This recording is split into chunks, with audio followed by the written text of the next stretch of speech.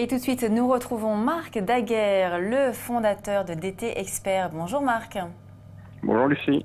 On va parler des marchés ensemble. Le CAC 40 qui consolide un petit peu ce matin. On est en légère hausse, plus 0,47% après avoir fortement chuté vendredi avec un gap baissier notamment.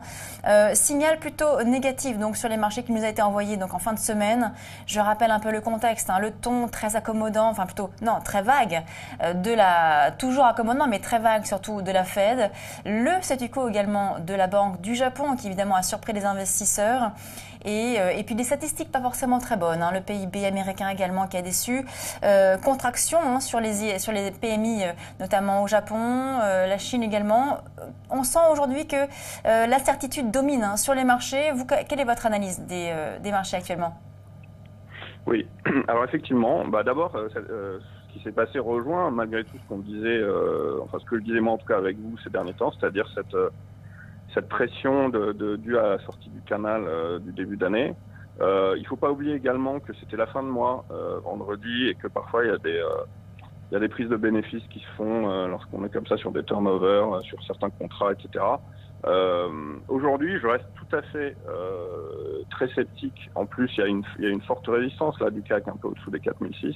Il faut faire attention à ce qui va se passer dans les jours à venir. On est toujours en pleine période de publication de résultats. Jusqu'à présent, les résultats n'ont pas été extrêmement bons sur les entreprises en général. En France, c'était plutôt assez mauvais. Oui, on a eu un peu des deux, un peu de mitigé parce qu'on a eu quand même quelques belles surprises sur certaines valeurs notamment, mais c'est vrai en effet quelques autres qui ont pas mal déçu. Mais si on regarde globalement, les surprises sont plus mauvaises que bonnes. En fait, je pense qu'il y a eu Facebook, il y a eu Amazon, là c'est vrai récemment, mais quand même dans la mouvance générale, c'est pas des résultats qui sont ils sont mitigés, mais je dirais plutôt mitigés à la baisse pour l'instant. Il y a autre chose que j'ai remarqué, c'est que l'or a repris un peu de poil de la bête, et c'est toujours mon indicateur de contre-tendance. Si vous regardez dans la journée de vendredi, la fin de semaine dernière, oui, forte hausse. Oui, et puis il y a l'entreprise, j'allais dire l'entreprise la plus corrélée à l'évolution des cours de l'or, ça reste Barrick Gold qui a pris 10% en clôture vendredi. Donc tout ça corrobore. Vous fait dire finalement que les marchés pourraient rebaisser, c'est ça ? Alors, en tout cas, nous conforte l'idée qu'une pression baissière reste possible. Maintenant, il y a une autre donnée dont il faut tenir compte et qu'on sait tous qu'elle est un petit peu qu'elle influence pas mal le marché ces derniers temps, c'est que vont devenir les cours du pétrole. Certaines personnes pensent que le pétrole pourrait être arrivé à un point bas, enfin, et donc repartir aujourd'hui sur une tendance haussière. C'est ce qu'a dit l'Agence internationale de l'énergie d'ailleurs, qu'on avait touché un point bas cette année.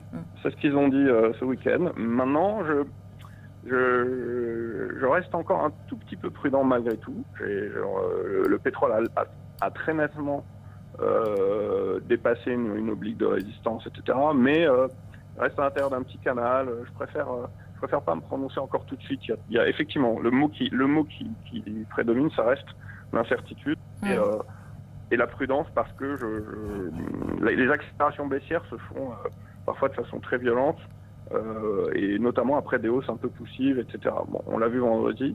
De toute façon, cette semaine, simple sur le CAC, surveiller ce que va donner la correction qui a eu lieu vendredi. Est-ce que les marchés vont rapidement être capables de repartir, par exemple pour le CAC, il faudrait repartir au-dessus des 4560. Mais quels sont les catalyseurs qui justement peuvent donner un peu d'élan sur ces indices, notamment le CAC 40 ?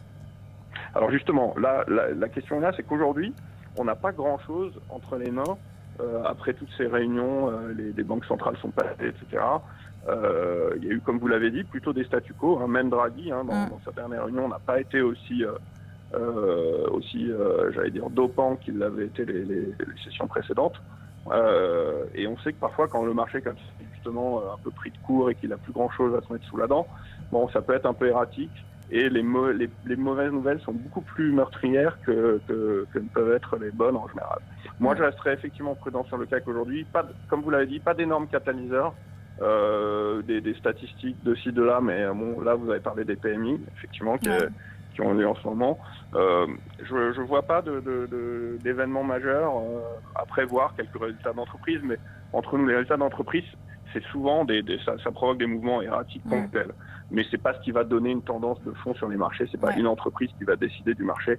Même des entreprises comme Google, Apple, etc. ne donnent pas la tendance globale d'un marché en général. Elles peuvent juste contribuer un petit peu plus à enfoncer ou redoper un petit peu un indice.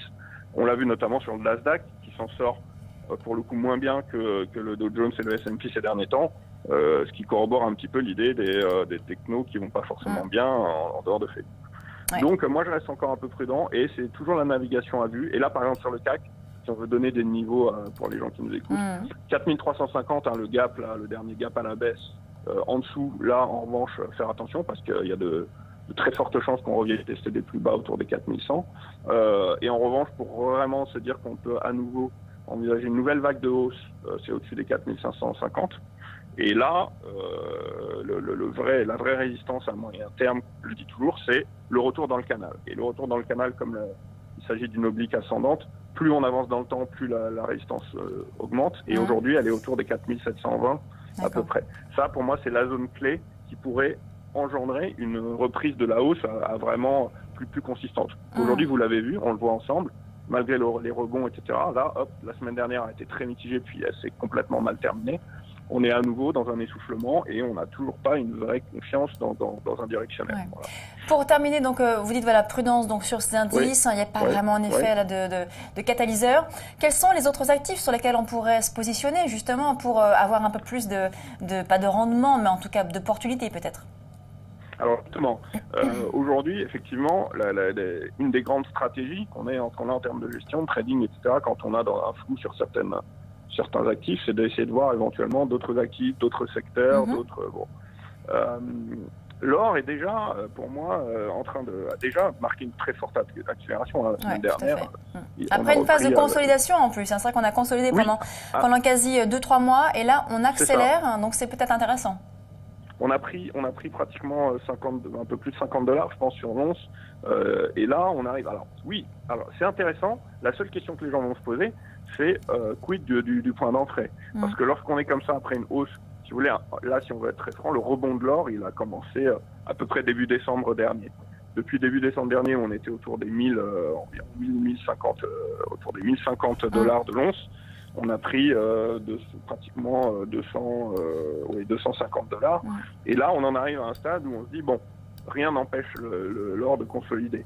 Moi, ce que je ferais aujourd'hui sur l'or, je préférerais jouer un petit peu la prudence, attendre un petit repli qui pourrait nous ramener, je sais pas, aller à moyen terme autour des 1200, entre les 1200 et 1220, pour me positionner plutôt à la hausse. Ou alors, si jamais vraiment on passait assez nettement au-dessus de la barre des 1320, là effectivement on pourrait viser la résistance clé qui est à 1530, ce qui reste quand même assez intéressant comme potentiel.